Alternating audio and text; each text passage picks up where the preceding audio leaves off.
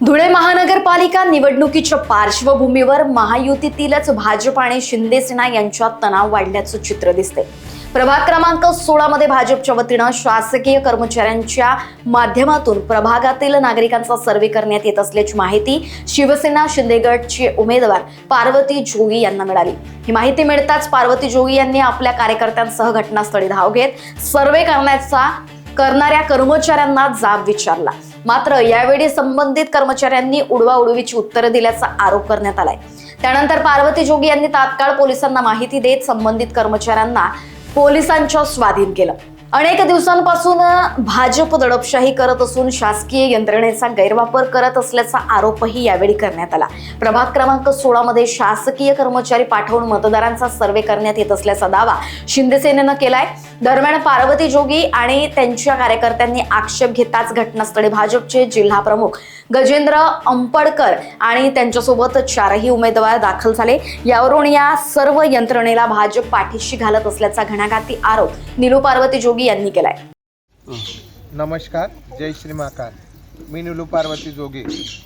आज आम्ही दुपारी आमच्या घरी असताना प्रभाग क्रमांक 16 मधल्या नागरिकांचा आम्हाला फोन आला। आम्ही त्या घटनास्थळी पोहोचलो आणि तेथे आम्हाला माहीत पडले की बीजेपीचे जे सत्ताधारी दडपशाही करणारे, हुकुमशाही चालवणारे सरकार यांनी सरकारी कर्मचारी यांना लोकांच्या घरोघर जाऊन सर्वे करण्यास सांगितला। त्यांचे नाव नंबर घेऊन किती मतदान आहे, काय आहे हे सगळं चेक करण्यास सांगितलं। आम्ही तेथे पोहोचलो। तिथे लगेच घटनास्थळी पोलीससुद्धा पोहोचले आणि आम्ही त्या लोकांना त्यांचे स्वाधीन केलं। माझी ही जनतेला विनंती आहे की हा जो बीजेपी पक्ष सत्ताधारी पक्ष म्हणला जातो, हिंदुत्वाचा पक्ष म्हणला जातो, त्याची आज फक्त हुकुमशाही चालली आहे, दडपशाही चालली आहे। आणि जिथे आम्ही पोहोचलो, जिथे जे कर्मचारी आम्ही तिथे त्याला पकडलं, त्या ठिकाणी बीजेपीचे जिल्हाध्यक्ष गजेंद्र अंपळकर आणि कल्याणी अंपळकर यांचे सुपुत्र सुहास अंपळकर आणि 16 नंबर प्रभागातील 4ही उमेदवार त्या ठिकाणी आले होते।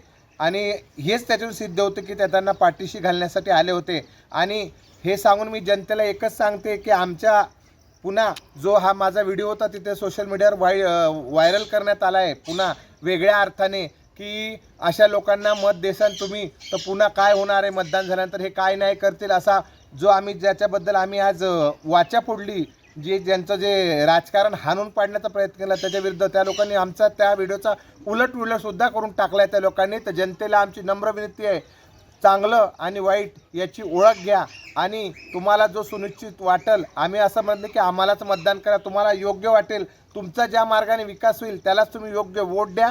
आणि आपले जो दिशाभूल करणारे व्हिडिओ टाकताय आमच्यावाले त्यांनाही तुम्ही दाद देऊ नका। खरं खोटं तुमच्यासमोर आहे, तुम्ही जनता आहे, मायबाप आहे, जनता जनार्दन तुम्हाला चांगल्या आणि वाईटाची चांगलीच जाण आहे, एवढंच सांगते। जय श्री महाकाल। लोकवाहिनी मीडियाकरिता ब्युरो रिपोर्ट, धुळे।